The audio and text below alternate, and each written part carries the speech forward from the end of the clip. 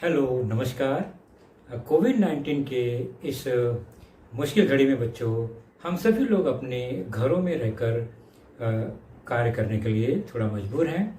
लेकिन मुंबई महानगर पालिका ने आपको घर बैठे ही पढ़ाने या यूँ कहें अध्ययन करने का एक मौका दिया है, जो कि हमारे महानगर पालिका के चैनल द्वारा आपको वीडियो के रूप में लेसन प्रसारित किया जाएगा। और उस लेसन के जो विषय हैं वो आपके स्क्रीन पर दिखाई देंगे और उसके टॉपिक भी आपको स्क्रीन पर ही दिखाई देंगे। तो चलिए शुरू करेंगे हम आज का अपना लेसन। जैसा कि स्क्रीन पर बच्चों आप देख रहे हैं, आज की कक्षा सातवीं कक्षा में हमारा आज का जो विषय है यह है सामान्य विज्ञान। और सामान्य विज्ञान विषय के अंतर्गत हमारा जो पाठ है वह है lesson number 14 elements, compound and mixture, जिसका भाग दूसरा हम देखेंगे। पाठ 14वां तत्व, यौगिक और मिश्रण, भाग दूसरा।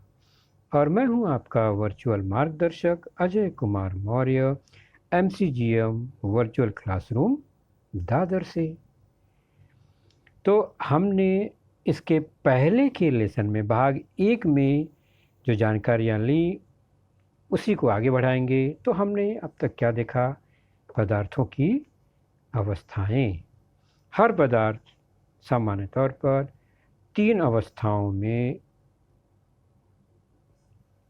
हो सकता है, या तो ठोस या द्रव या वो गैसीय अवस्था में हो सकता है। एक ही पदार्थ तीनों अवस्थाएं भी प्राप्त कर सकता है विशेष परिस्थितियों में। और सामान्य तौर पर जितने पदार्थ हैं वो इन 3 ही अवस्थाओं में मिलते हैं। उदाहरण के तौर पर पानी एक पदार्थ है जो द्रव रूप में सामान्य तो प्राप्त होता है। विशेष परिस्थिति में तापमान घटने पर वह बर्फ रूप में अवस्था बदल देता है और तापमान बढ़ने पर वह भाप के रूप में गैसीय अवस्था में आ जाता है। तो पदार्थ की ये 3 प्रमुख अवस्थाएं हमने जानी।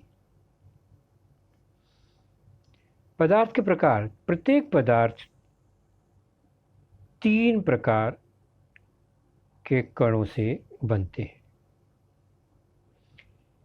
या तो वो शुद्ध रूप से कुछ कणों से बनता है जिन्हें तत्व और यौगिक कहते हैं, या तत्व यौगिक के मिश्रण से कुछ बनता है, वह मिश्रण कहलाता है। उदाहरण के तौर पर पानी, नमक, यह शुद्ध रूप में होता है, लेकिन यह 2 प्रकार के तत्वों से बनता है, यानी हाइड्रोजन और ऑक्सीजन हमने जाना। तत्व जो है जिसके सूक्ष्म कण एक ही प्रकार के कणों से बनते हैं, जैसे कि सोना, पारा, ऑक्सीजन, कार्बन इत्यादि। मिश्रण में यौगिक तत्व को मिलाकर यह मिश्रण बनता है। इसके घटक जो तत्व हैं या यौगिक हैं वो आसानी से अलग किए जा सकते हैं, उनमें रासायनिक क्रिया नहीं होती है, जैसे हवा, मिट्टी इत्यादि। तो हमने तत्व और यौगिक पर तो चर्चा कर ली। आज हम देखेंगे मिश्रण, मिक्सचर। जैसा कि नाम ही है मिश्रण, तो निश्चित है इसमें 2 या 2 से अधिक घटक होंगे। तो विभिन्न तत्वों या यौगिकों को मिश्रित करने पर मिश्रण तैयार होते हैं। सबसे इम्पोर्टेंट बात क्या है? मिश्रण के विभिन्न घटकों का अनुपात निश्चित नहीं होता है, यानी अलग अलग अनुपात में मिलाने पर अलग अलग प्रकार का मिश्रण तैयार हो सकता है। मिश्रण तैयार होते समय कोई भी रासायनिक अभिक्रिया घटित नहीं होती है या नए यौगिक निर्मित नहीं होते। जब रासायनिक क्रिया ही घटित नहीं होती है तो नया प्रकार का कोई यौगिक या तत्व निर्मित नहीं होता है। सामान्य तौर पर कुछ उदाहरण आप देख रहे हैं, पानी, शरबत, लोहा, स्टील, कोयला, हवा, नमक, तांबा, पीतल, मिट्टी, ये सभी देख रहे हैं पदार्थ है जिनमें शरबत एक मिश्रण है, जिसमें नमक हो सकता है, शक्कर हो सकता है, और भी स्वादिष्ट कुछ पदार्थ हो सकते हैं, पानी होता है, दूध होता है, और इत्यादि बहुत सारे घटक तत्व मिलाकर शरबत बनता है। हवा में कई प्रकार की गैसें हो सकती हैं, धूल कण हो सकता है, जलवाष्प हो सकती है, मिट्टी में अलग अलग प्रकार के कण हो सकते हैं। तो ये मिश्रण है। बाकी सभी क्या है? कोई तत्व है तो कोई यौगिक है। तो मिश्रण शुद्ध रूप नहीं होता है। तो पदार्थ तीन तरह के, तत्व, यौगिक, मिश्रण। तत्व के जो परमाणु हैं वह एक ही प्रकार के होते हैं। जैसे कि ये तत्व का सबसे छोटा अणु देख रहे हैं, उसके अंदर दो परमाणु दिख रहे हैं, दोनों एक ही प्रकार का है, यानी दोनों ग्रीन एक ही साइज़ के दिख रहे हैं, यानी जितने भी हैं एक ही साइज़ के। यौगिक का यह अणु है, इसके अंदर आप देखेंगे तो दो तत्व हैं, ये नीला और पीला दो तत्व हैं, और तत्व के अंदर उसके अपने अपने परमाणु। तो यौगिक का प्रत्येक अणु दो प्रकार के तत्वों से बनते हैं। जबकि आप देख रहे हैं तत्व और यौगिक जुड़े हुए हैं, वो अलग नहीं किए जा सकते। जबकि मिश्रण में यह देख रहे हैं एक यौगिक, यह दूसरा यौगिक, यह तीसरा यौगिक। तत्व में अणु परमाणु के साथ ही होते हैं, वो स्वतंत्र रूप से उसके परमाणु अलग नहीं हो सकते। यौगिक में भी दोनों तत्व साथ में जुड़े होते हैं, क्योंकि वो रासायनिक क्रिया है, वो अलग करने पर यौगिक समाप्त हो जाएगा गुणधर्म उसका। जबकि मिश्रण में उनके घटक तत्वों को या यौगिकों को अलग किया जा सकता है आसानी से।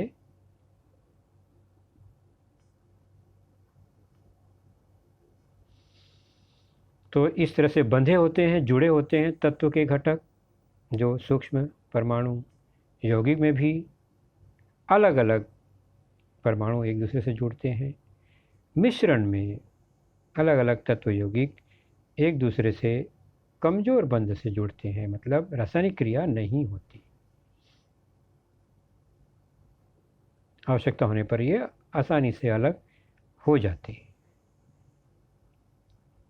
अब हम चलेंगे मिश्रण के घटकों को अलग करने की कुछ विधियों पर चर्चा करते हैं। आखिर अगर हमारे पास मिश्रण है, मिश्रण मतलब किसी पदार्थ में कोई अन्य पदार्थ मिला हुआ है, शुद्ध है या अशुद्ध है, तो हमें उस घटक को अलग करना हो तो कैसे करेंगे? तो किसी पदार्थ में यदि अनावश्यक और हानिकारक पदार्थ मिश्रित किया जाए तो मिश्रण जो है उपयोगी नहीं रहता। कभी कभी ऐसा होता है कि किसी पदार्थ में कोई अन्य पदार्थ मिल जाए, हमारे लिए वह उपयोगी नहीं रहता है।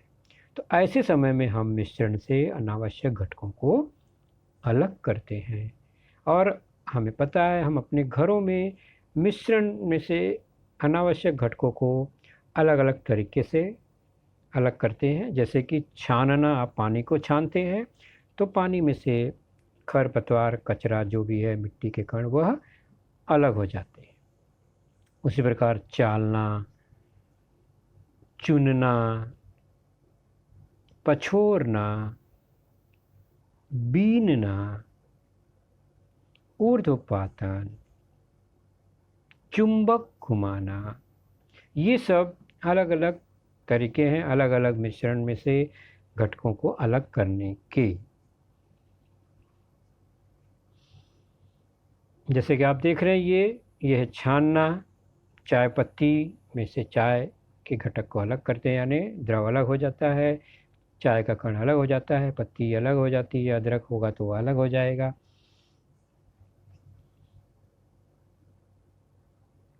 इसलिए हम छन्नी का प्रयोग करते हैं छानने के लिए। आपको पता है अच्छी तरह से। यह देख रही चाल रहे हैं, बारीक जाली है, तो मोटे कण ऊपर रह जाते हैं, बारीक कण नीचे छन के गिर जाते हैं। बालू साफ करने का यह जाली है, महीन कण छन जाता है, मोटा कण ऊपर रह जाता है। घरों में आटा छानते हैं, अलग अलग घटक पदार्थ को हम इस तरह से चालने का काम करते हैं, तो भूसा और आटा अलग हो जाता है। दूसरा है चुगना, एक एक करके देख रहे हैं यह पक्षी भी कुछ चुन रहे हैं, चुग रहे हैं, उठा उठा कर। हम इस तरह से अलग अलग रंगों को अलग करना है तो हम चुनते हैं एक एक करके। मथना भी एक क्रिया है जिसमें से हम दही में से मक्खन को अलग करते हैं। तो छानना, चालना, मथना, बीनना, ये सब मिश्रण में से घटक को अलग करने की विधियां हैं। उसी प्रकार हम देख रहे हैं लोहे की कुछ फाइल बुरादे हैं, उसको हम किसी पाउडर में मिक्स कर दें इस तरह से, तो कैसे अलग कर सकते हैं? तो हम इसके ऊपर अगर चुंबक घुमाएं तो क्या होगा? जो चुंबकीय पदार्थ है, लौह कण है, वह क्या हो जाएगा? चुंबक की ओर आकर्षित हो जाएगा। तो मिश्रण में से लौह कण जो है वो अलग हो जाता है। तो चुंबक घुमाने से भी चुंबकीय पदार्थ अन्य पदार्थों से अलग हो जाते हैं।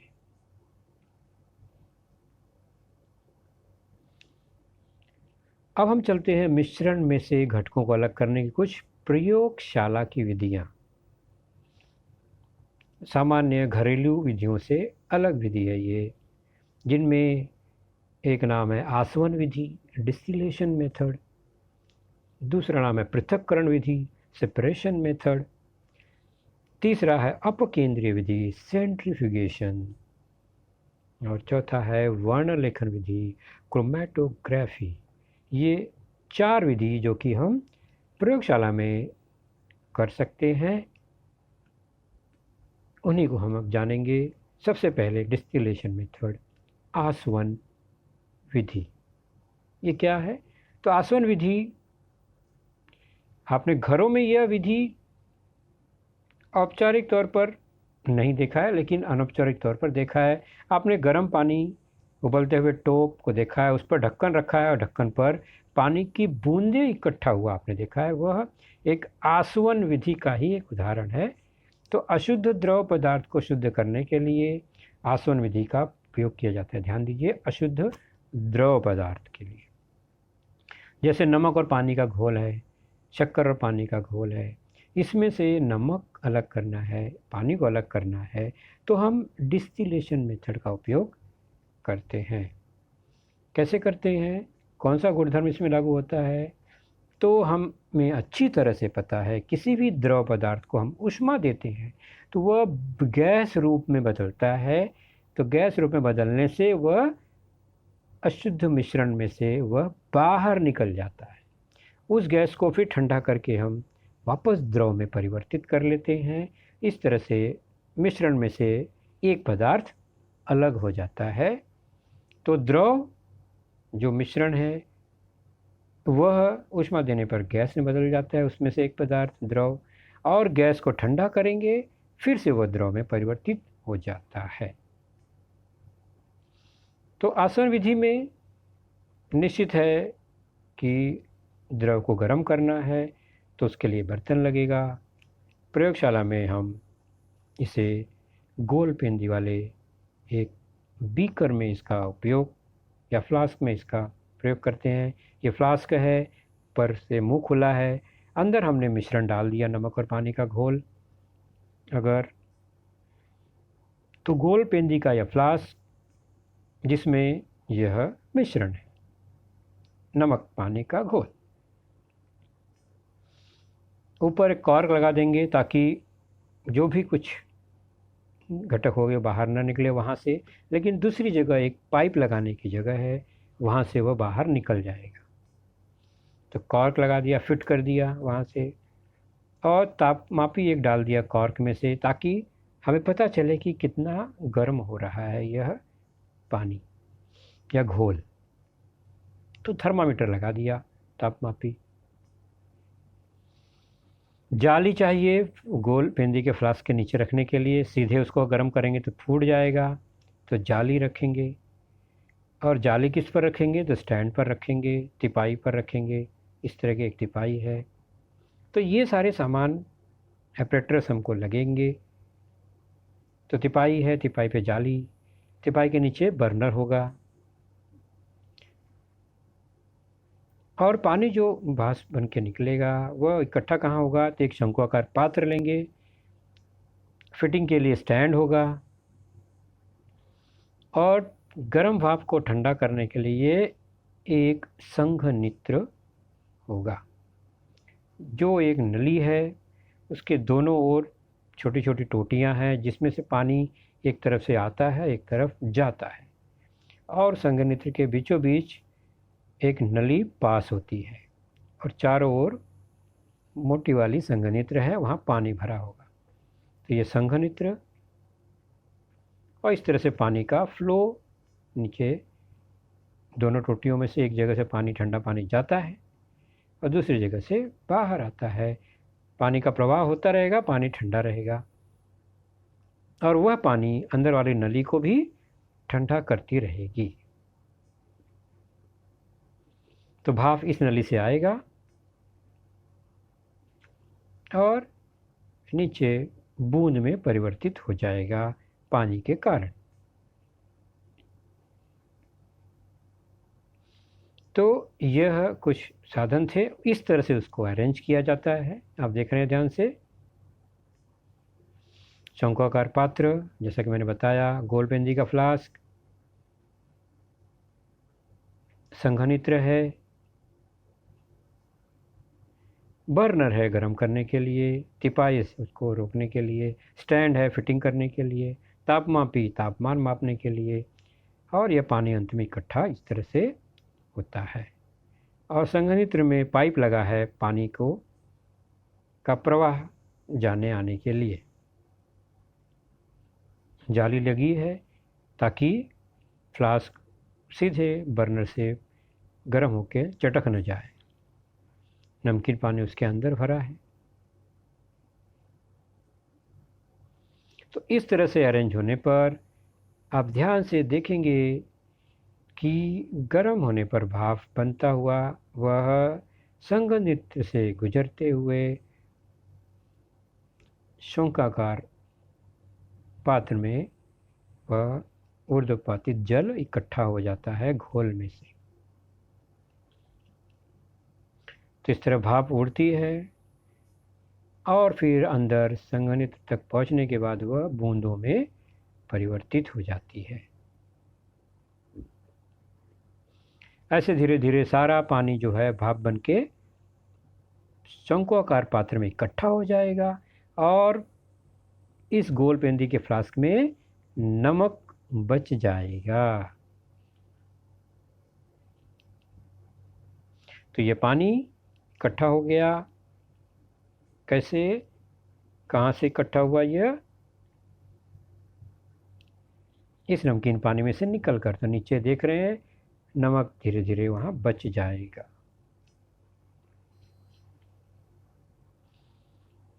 तो यह है आसवन विधि, डिस्टिलेशन मेथड। तो हम बारिश की बूंदें जो हैं बच्चों, एक ये का जो बूंदें हैं वह डिस्टिल वाटर ही है, आसवन विधि द्वारा प्राप्त किया जल ही है। सूर्य की गर्मी से पानी भाप में परिवर्तित होता है और फिर ठंडा होने पर ज़मीन पर नीचे आता है। हाँ, वो नीचे आते समय भले ही हवा में से धूल कण उसमें थोड़ा मिक्स हो जाते हैं, लेकिन आता है समुद्र के खारे पानी से शुद्ध जल में परिवर्तित होकर ही वह आता है। अगला है पृथक्करण विधि, सेपरेशन मेथड। इसमें दो द्रव, अघुलनशील द्रव को अलग कर किया जाता है। कैसे? तो दो अघुलनशील द्रव को अलग करने के लिए पृथक्करण विधि का प्रयोग किया जाता है। सामान्य तौर पर आप देखेंगे मिट्टी का तेल और पानी का घोल एक दूसरे में मिलता नहीं है। तो दो द्रव पदार्थों के घोल को कुछ समय तक ऐसे ही रख दें अगर उनके घोल को, तो धीरे धीरे जो भारी द्रव है वो नीचे की ओर आ जाएगा और हल्का द्रव ऊपर की ओर आ जाएगा। तो दो लेयर में, परतों में यह बट जाता है इस तरह से। तो उसके लिए हमें क्या करना है, बस प्रयोगशाला में इस तरह के बर्तन एक लेना है, उसमें वह मिश्रण डाल देना है, थोड़ी देर में पानी और मिट्टी का तेल दो अलग अलग लेयर में बढ़ जाएगा।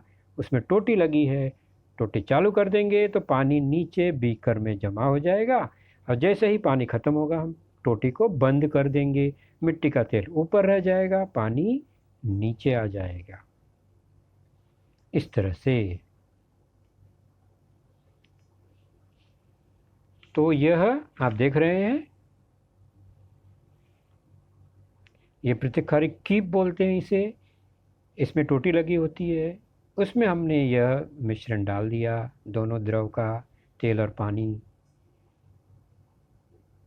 थोड़ी देर में वह इस तरह से पानी नीचे तेल ऊपर हो जाएगा। टोटी खोलने पर क्या होगा, पानी नीचे आ जाएगा और ऊपर मिट्टी का तेल रह जाएगा। टोटी बंद कर देते हैं। तो यह एक आसान सा तरीका है जिसे हम पृथक्करण विधि, सेपरेशन मेथड कहते हैं। अगला है अपकेंद्रीय विधि, सेंट्रिफ्यूगेशन। यह थोड़ा सा कॉम्प्लिकेटेड है क्योंकि यह यंत्र है, इसमें घुमाने वाला यंत्र है, यानी जो अशुद्ध पदार्थ है उसको घुमाया जाता है और इसी घुमाव के कारण उसमें से अशुद्ध पदार्थ या जो मिश्रित पदार्थ है वह अलग होते हैं। तो प्रयोगशाला में अपकेंद्रीय उपकरण का उपयोग द्रव और ठोस के मिश्रण में से ठोस को पृथक करने के लिए किया जाता है। इसे अपकेंद्रित या सेंट्रीफ्यूज कहते हैं। इस उपकरण में पंखे की भांति वेग से घूमने वाली तश्तरी होती है। इस तश्तरी में किनारों पर रखी परख नलियाँ रखने की व्यवस्था होती है। किनारों पर जैसे यहाँ फंसाया गया है वैसे रखा भी जाता है। ये अलग अलग मशीन है, ऑटोमेटिक। पहले वाला हाथ से था, यह बिजली से चलने वाला है। आप देख रहे हैं इस मशीन के अंदर अलग अलग खांचे बने हैं नलियों को रखने के लिए, और वह मशीन के अंदर जहाँ नली है वह घूमता है।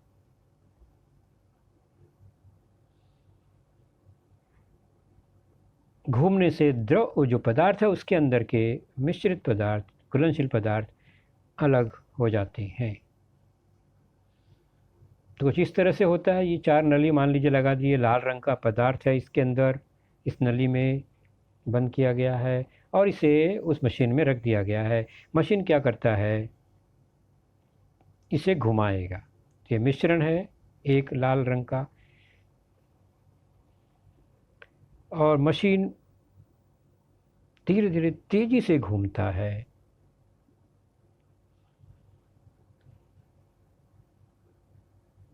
और बाद में हम देखते हैं तो उसके अंदर लाल रंग का जो पदार्थ दिख रहा था उसमें से कुछ पदार्थ अलग हो गया है।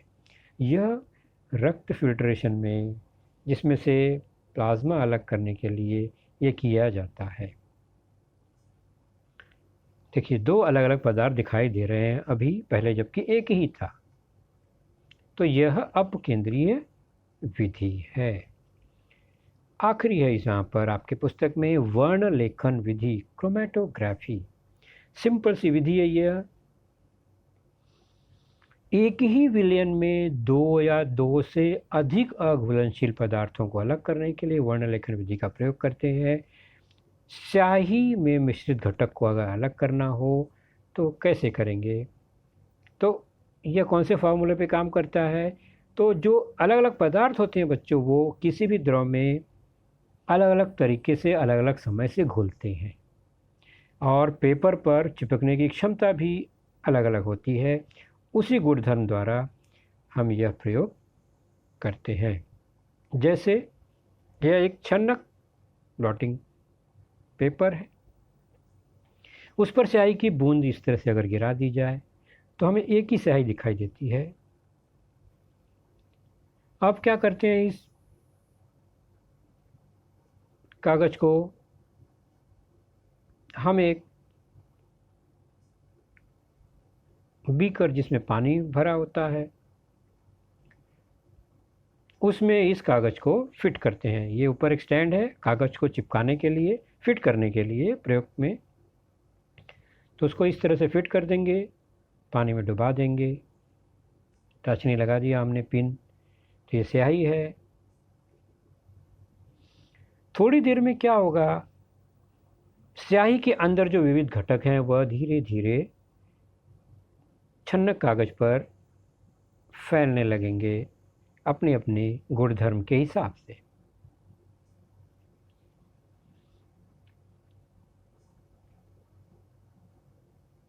तो उसमें से अलग अलग रंग द्रव्य बाहर ऊपर फैलते हुए दिखाई देते हैं। तो इसे कहते हैं वर्ण लेखन विधि। तो हमने 4 प्रयोगशाला विधि अभी देखा और इसके पहले हमने तत्व यौगिक और मिश्रण को देखा।